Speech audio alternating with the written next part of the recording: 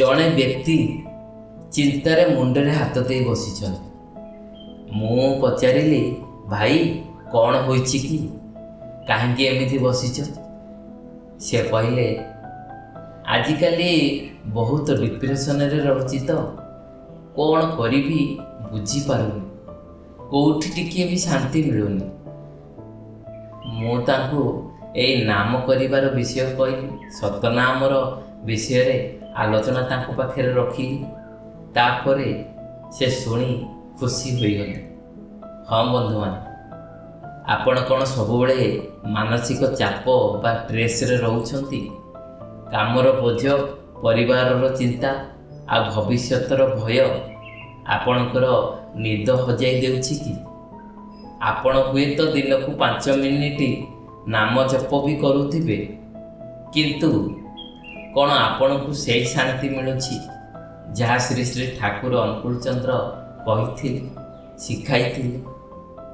ହଁ ବନ୍ଧୁ, ଅଧିକାଂଶ ଲୋକ ଅଭିଯୋଗ କରନ୍ତି, ଏ ଦାଦା ଆମେ ନାମ ଜପ ତ କରୁଛୁ କିନ୍ତୁ ମନ ସ୍ଥିର ରହୁନି, କିମ୍ବା ଆମ ଜୀବନରେ କିଛି ପରିବର୍ତ୍ତନ ବି ହେଉନି। ଆଜିର ଏହି ଭିଡ଼ିଓରେ ଆମେ ଜାଣିବା ଶ୍ରୀ ଶ୍ରୀ ଠାକୁରଙ୍କ ଦ୍ୱାରା ପ୍ରଦତ୍ତ ନାମ ଜପର ସେଇ 3ଟି ଗୁପ୍ତ ନିୟମ, ଯାହାକୁ ନିଷ୍ଠାର ସହ ପାଳନ କଲେ ମାତ୍ର 21 ଦିନରେ ଆପଣଙ୍କ ଜୀବନରେ ଚମତ୍କାର ଦେଖାଦେବ। ଏ ଭିଡ଼ିଓଟିକୁ ଶେଷ ପର୍ଯ୍ୟନ୍ତ ଦେଖନ୍ତୁ, କାରଣ ଶେଷରେ ମୁଁ ପିଲାମାନଙ୍କ ପାଇଁ ଏକ ସ୍ୱତନ୍ତ୍ର ଟିପ୍ସ ଦେବି।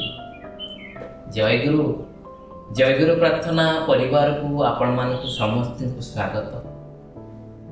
ବନ୍ଧୁଗଣ, ଏହି ସତନାମ ହେଉଛି ବ୍ରହ୍ମ ସ୍ୱରୂପ, କିନ୍ତୁ ଯେମିତି ଏକ ବୈଜ୍ଞାନିକ ପରୀକ୍ଷଣ ପାଇଁ ସଠିକ୍ ବ୍ୟବସ୍ଥା ବା ପ୍ରକ୍ରିୟା ଦରକାର, ନାମ ଜପରୁ ଫଳ ପାଇବା ପାଇଁ ମଧ୍ୟ ଏକ ବିଧି ରହିଛି, ଏକ ନିୟମ ରହିଛି, ଏକ ଅନୁଶାସନ ରହିଛି, ଏକ ମାନିବାର ପ୍ରକ୍ରିୟା ରହିଛି। ଆମ ଦର୍ଶକଙ୍କ ମଧ୍ୟରୁ ଅନେକ ପଚାରିଥିଲେ କି ଏଇ ବ୍ୟସ୍ତବହୁଳ ଜୀବନରେ ନାମ ଜପ କିପରି କରିବି? ଆଜି ଆମେ ସେଇ ବିଷୟରେ ଗଭୀର ଭାବେ ଆଲୋଚନା କରିବା। ବନ୍ଧୁଗଣ, ଆଜିର ପ୍ରଥମ ନିୟମ ହେଉଛି ସମୟ ଓ ପରିବେଶର ଗୁରୁତ୍ୱ ଦେବା। ଶ୍ରୀ ଶ୍ରୀ ଠାକୁର କୁହନ୍ତି, ଉଷା ନିଶାରେ ମନ୍ତ୍ର ସାଧନ। ଉଷା ନିଶାନ୍ତେ ମାନେ ବ୍ରାହ୍ମୀ ମୁହୂର୍ତ୍ତରେ। ଅନେକ ଲୋକ କାମ ସାରି ରାତିରେ କିମ୍ବା ଦ୍ୱିପ୍ରହରରେ ଜପ କରନ୍ତି, କିନ୍ତୁ ପ୍ରକୃତ ଶକ୍ତି ବ୍ରାହ୍ମୀ ମୁହୂର୍ତ୍ତରେ ଥାଏ। ଯଦି ଆପଣ ଛାତ୍ର କିମ୍ବା ଚାକିରିଆ କିମ୍ବା ବ୍ୟବସାୟ କରୁଛନ୍ତି, ତେବେ ସୂର୍ଯ୍ୟୋଦୟ ପୂର୍ବରୁ ଅନ୍ତତଃ 10 ମିନିଟ୍ ଜପ କରନ୍ତୁ। ଏହା ଆପଣଙ୍କର ମସ୍ତିଷ୍କରେ ନ୍ୟୁରୋନ୍ସକୁ ଆକ୍ଟିଭେଟ୍ କରିଦିଏ, ଯାହାଫଳରେ ଆପଣ ଦିନ ସାରା ଫୁର୍ତ୍ତି ଫରୱାର୍ଡ ଅନୁଭବ କରିବେ, ମନ ଖୁସି ରହିବ।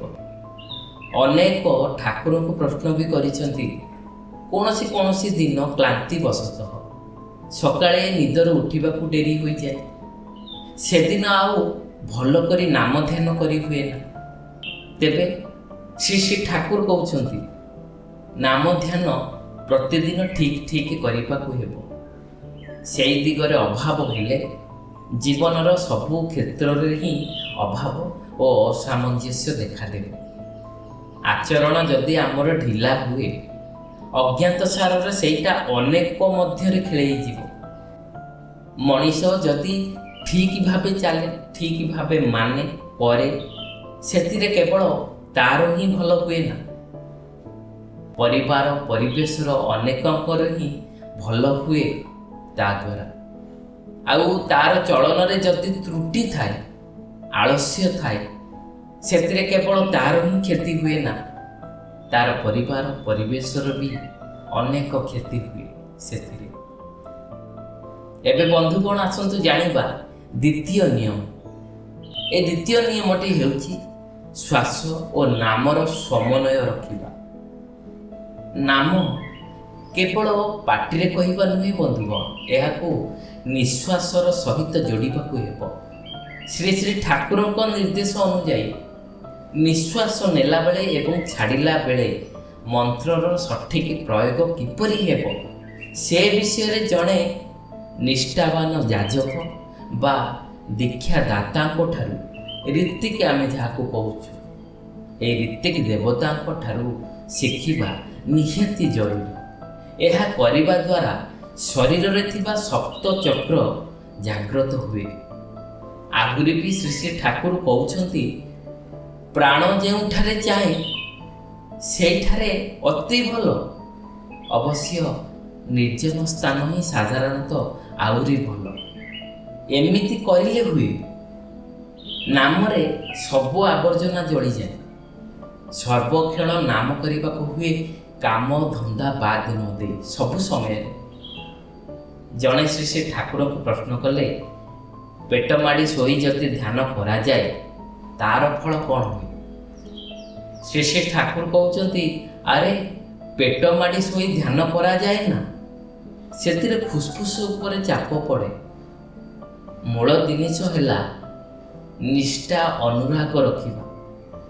ସେଥିରେ ସେସବୁ ଆପଣା ଛାଏଁ ସୁଧାର ଆସେ, କୌଣସି କସରତ କରିବାକୁ ପଡ଼େନି। ଏବେ ବନ୍ଧୁଗଣ ଆସନ୍ତୁ ଜାଣିବା ତୃତୀୟ ନିୟମ। ଏହି ଜପ ସମୟରେ ମନର ସ୍ଥିତି କିପରି ରଖିବ? ପ୍ରଧାନ ଜିନିଷ ହେଲା ଲାଗି ରହିବା। ଯେଉଁଦିନ ମନ ଲାଗିଯିବ ସେଦିନ ବହୁତ ଭଲ ଲାଗିବ, ଆଉ ଯେଉଁଦିନ ସେପରି ଭଲ ଲାଗେ ନା ତଥାପି ମନକୁ ଲଗାଇବାକୁ ହୁଏ। ଜପ ସମୟରେ ମନର ବିକ୍ଷେପ ଗୁଡ଼ିକ ଦେଖିଯିବା ଦରକାର, କେଉଁଠି କେଉଁଠି ଭୁଲ ରହୁଛି। କିନ୍ତୁ ସେଗୁଡ଼ିକ ସଙ୍ଗେ ଏକୀଭୂତ ହେବାର ନୁହେଁ, ହଜିଯିବାର ନୁହେଁ, ସେଗୁଡ଼ିକୁ ଦେଖିବାକୁ ହୁଏ ଆଉ ନିୟନ୍ତ୍ରଣ କରିବାକୁ ହୁଏ। ବହୁ ଚିନ୍ତା ମନରେ ଆସେ, ଶୁଭ ଯେଉଁଟା ଧରିବୁ ତା, ଅଶୁଭର ହିଁ ନିରାକରଣେ ଚାଲିବୁ ନେଇ ସାବଧାନତା। ମନରେ ହଜାର ଭାବନା ଆସୁଛି, ଆସିବାକୁ ଦିଅନ୍ତୁ, ତା ସହିତ ଯୁଦ୍ଧ କରନ୍ତୁ ନାହିଁ। କେବଳ ନିଜ ଇଷ୍ଟଙ୍କ ଛବିକୁ ଆଖି ଆଗରେ ରଖି ଏହି ସତନାମର ଶବ୍ଦକୁ ଶୁଣିବାକୁ ଚେଷ୍ଟା କରନ୍ତୁ। ଧୀରେ ଧୀରେ ବାହାର ଦୁନିଆର ଶବ୍ଦ ଦେଖିବେ ଫିକା ପଡ଼ିଯିବ ଏବଂ ଆପଣଙ୍କର ଏକ ଦିବ୍ୟ ଶାନ୍ତି ଅନୁଭବ କରିବେ। ଶ୍ରୀ ଶ୍ରୀ ଠାକୁର କହୁଛନ୍ତି, ଏଥିପାଇଁ ନିୟମିତ ସଠିକ୍ ଭାବରେ ଇଷ୍ଟବୃତ୍ତି ପରାୟଣ ହୋଇ ଆକୁଳ ଭାବରେ ଅବିରାମ ସତନାମ ଜପ କଲେ ମାନସିକ ଭାରସାମ୍ୟ ଠିକ୍ ରହିବ। ନତୁବା ଶୈତାନ କବଳିତ କରି ମନକୁ ବିକୃତ କରାଇ ଅଘଟଣ ଘଟାଇବ। ସେଥିପ୍ରତି ସତର୍କ ଥାଅ। ଏଥିପାଇଁ ସଦାଚାର ଅବଶ୍ୟ ନିହାତି ପାଳନ। ତେବେ ବନ୍ଧୁଗଣ, ତିନୋଟି ନିୟମ ବିଷୟରେ ତ ଜାଣିଲେ, ଏବେ ଆସନ୍ତୁ ଜାଣିବା ଛାତ୍ର ଓ କର୍ମଜୀବୀଙ୍କ ପାଇଁ ସ୍ୱତନ୍ତ୍ର ଟିପ୍ସ ଶ୍ରୀ ଶ୍ରୀ ଠାକୁରଙ୍କ ମତରେ କ'ଣ ହୋଇପାରେ। ଯଦି ଆପଣ ବହୁତ ବ୍ୟସ୍ତ, ତେବେ ଚାଲିବା, ବସିବା, ଉଠିବା ସବୁ ସମୟରେ ନାମ ଜପ କରନ୍ତୁ। ବସ୍ରେ ଯିବାବେଳେ କିମ୍ବା ଖାଲି ସମୟରେ ମନେ ମନେ ନାମ ଜପ ଅଭ୍ୟାସ କରନ୍ତୁ। ଏହା ଆପଣଙ୍କୁ ନକାରାତ୍ମକ ଚିନ୍ତାରୁ ରକ୍ଷା କରିବ ନିଶ୍ଚୟ। ଏଇଟା ହେଲା ଜୀବନର ବ୍ୟାୟାମ। ନାମ କରିଲେ ଜୀବନୀୟ ଶକ୍ତି ବଢ଼ିଯାଏ।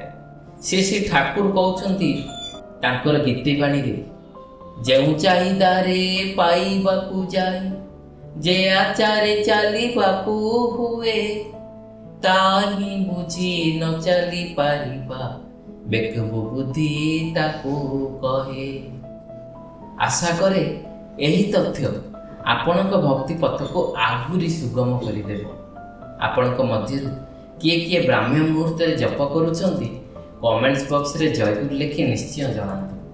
ଆଜିର ଏ ଭିଡ଼ିଓଟି ଆପଣମାନଙ୍କୁ ଯଦି ଭଲ ଲାଗିଛି ତେବେ ଅନ୍ୟ ସତସଙ୍ଗୀ ଭାଇ ଭଉଣୀମାନଙ୍କ ସହିତ ନିଶ୍ଚୟ ସେୟାର କରନ୍ତୁ। ଆଜିର ବିଷୟବସ୍ତୁରେ ଏଇଠି ରହିବା, ପୁଣି ଆଉ ଗୋଟିଏ ଏଇଭଳି ସୁନ୍ଦର ବିଷୟବସ୍ତୁଟିଏ ନେଇ ଆସିବୁ। ସେ ପର୍ଯ୍ୟନ୍ତ ରହୁଛି। ଜୟ ଗୁରୁ। ବନ୍ଦେ ପୁରୁଷୋତ୍ତମ।